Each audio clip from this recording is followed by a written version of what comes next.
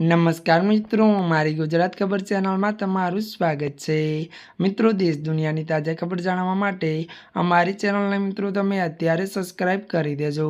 જ્યાં મિત્રો અત્યારે હાલની સૌથી મોટી અને દુઃખદ ખબર સામે આવી રહી છે, ત્યારે મિત્રો અત્યારે હાલ સુરતમાંથી એક મોટા દુઃખદ સમાચાર મળી રહ્યા છે। જ્યાં મિત્રો આપને વાત કરવામાં આવે તો જણાવી દઈએ કે સુરતમાં લિફ્ટમાં ફસાઈ જતા મહિલાનું મોત। વિગતવાર વાત કરીએ તો સુરતના ડેડોલી વિસ્તારમાં દુઃખદ ઘટના બની હતી। વધુ જણાવી દઈએ કે ડેડોલીમાં રહેતી મૂળ બિહારની રહેવાસી ડેડોલીમાં રહેતી મૂળ ત્યારે બિહારની રહેવાસી પિંકી કુમારી લિફ્ટમાં અકસ્માતમાં મોત થયું હતું।